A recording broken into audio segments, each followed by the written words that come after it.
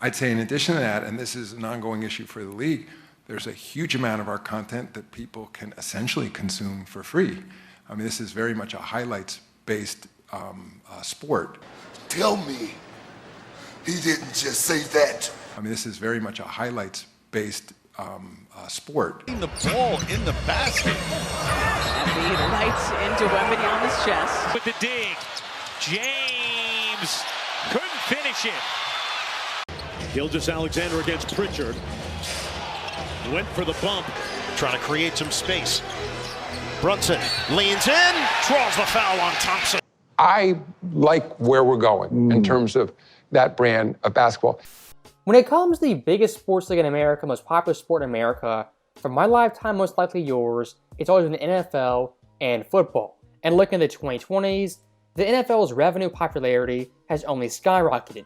The NBA's has remained stagnant, and in some cases, even declined. That right now in 2025 is simply reality. But looking back a decade ago, a lot of the NBA pundits, ESPN pundits, was in the NBA at some point would overtake the NFL as the most popular sport in America. In certain ways, an insurmountable problem for the NFL. Not that the NFL will ever go away, but it will be more marginalized in American culture in the future than it is today, while basketball will only continue to grow. You can look at social media. Some of the most popular players in the NFL on social media get dwarfed in numbers compared to the NBA. NBA continues to grow. It successfully globalized its brand and ingratiated itself with the youth of America and beyond. And the NBA is on the verge of winning as an advantage. They're on the upswing. The same can't be said about the NFL. That one didn't age quite so well. When you hear debates like that 10 years later, you kinda cringe. As of course that gap, NBA versus NFL, has only grown. So you gotta ask the question, how are they so wrong and how has the gap gotten wider? The answer to that question, I think, is pretty simple. The NBA product and game has gotten drastically worse. And all the NBA's advantages, more recognizable stars, younger fans, a bigger social media impact, it's all undercut by the game on the court not being up to par. It's LeBron tonight. Allen on a three-point there. Here's a three, LeBron. Take it on a screen, Beal again, fires. This is fine. I'm okay with the events that are unfolding currently. Why not? Beal a three. Hayes and Vincent. Grew up in the St. Louis area, two football-playing brothers that were huge. He's connect. 3-0. Aggressive offensive rebound by Hayes. Out to Russell. Missed! And speaking of younger sports fans, one thing we all know, these people have an attention span of a gnat. Older sports fans and NFL fans are more invested in their team and they watch full games. NBA fans, they watch clips, tweets, they check the box score. The average NFL fan, they're more invested in the game and their team. The average NBA fan, more invested in stats and their favorite player. That's a big time difference. What the NFL markets is the NFL and teams. What the NBA markets is drama and players.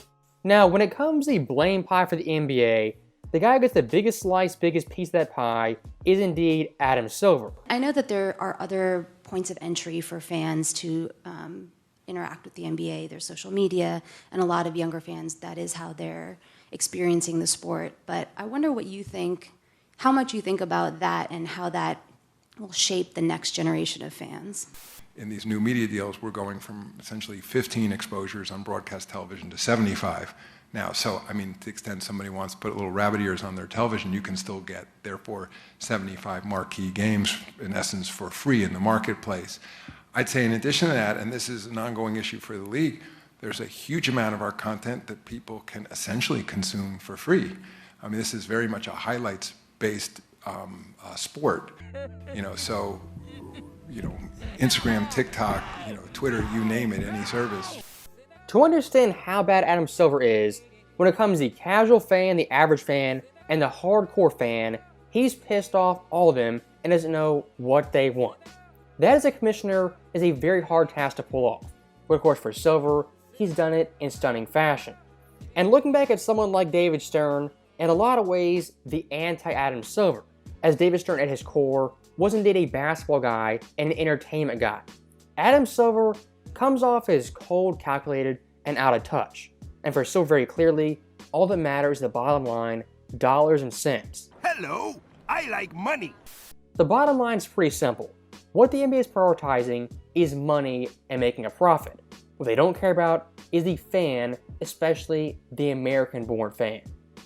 And looking at Adam Silver's so-called legacy, saying the NBA nowadays is a quote-unquote highlight sport, that is a common statement that should never be removed from his legacy, should be a stain on his legacy. Basketball, the NBA, isn't a highlight sport for TikTok, Twitter, or Instagram. Basketball at its core is much more than highlights, points, boards, and assists, a dunk, and a three-pointer. I mean, this is very much a highlights-based sport. I like where we're going in terms of that brand of basketball. Are you serious? Now, when it comes to Adam Silver's biggest mistakes, in my view, one of his biggest is ignoring older NBA fans in that prime demo of like 30 to age 55. Once you turn off those fans, you denigrated the game so much. What you're left with is younger NBA fans who watch clips and highlights. What they're not doing is paying to go to games. What they're not doing is paying to watch games on cable, NBA League Pass, or ABC, TNT, and the sports networks. The older NBA fans, they would do that. The younger fans, they're on Twitter, social media, illegal streaming. And once again, to reference those first take days when they're debating NBA versus NFL, one of the big time points in favor of the NBA was younger fan base compared to the NFL, which is a much older fan base. Back then in those days, 2015, 2017, there's a big time point in the NBA's favor. Nowadays, it's one of their biggest downfalls. As look at Adam Silver's NBA. What does it prioritize? Not just clips and highlights, but a faster pace and more offense. What does it lack? Defense, which is the backbone of the game, the backbone to all of sports. Nowadays, for a lot of NBA teams, they're scoring 130, 140. Fans, they think that's normal. And look at the past 3 NBA seasons. 2025, 113.8 points per game. 2024, 114.2. And 2023, 114.7. Since 1970, those 3 years consecutively are the highest scoring seasons in NBA history. And again, that's not an accident, it's engineered by Adam Silver.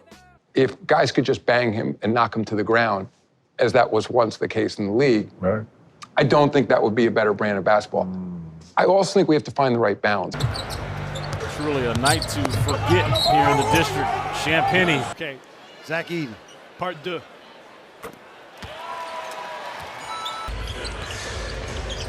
Jaquez. And that's what you're talking about. I don't think that would be a better brand of basketball. I also think we have to find the right balance. If you're watching any sports league, yes, scoring is important, it does matter, it gets the fans in the seats. But defense does still matter. If every NFL game is a video game, 50 points here, 60 points there, for a while it might be fun. But in the long run, it becomes bland and redundant, you become numb to the points and numb to the stats. Why the NFL is so successful, they have a wide variety of plays and styles from team to team, even division to division. The NBA for the most part is uniform across the board. Yes, some variance, but not much. The NFL, tons of variance. For a sport like football, yes, the players might not be as recognizable as the NBA. But looking at the teams, their brand of football definitely has variance and is recognizable. Search your feelings, you know it to be true. So that right there is the end of the video, and I'll make one final point. When it comes to Adam Silver's NBA, what it is in essence is a glorified all-star break style, all-star weekend type game. What you get is little defense, cheap fouls, tons of threes, and suspect effort. For the casual fan, the average fan, and to an extent the hardcore fan, they all understand this at some level. So of course, that being the case, what needs to change? If you ask me, is the head of the snake and Adam Silver. This guy isn't a basketball guy, doesn't know sports, doesn't know entertainment. Almost every choice, every new added addition to the NBA is the wrong choice from Adam Silver. And at some point, the benefit of the doubt has to go out the window. As always, thank you guys for watching, hope you enjoyed it. I'll see you next time.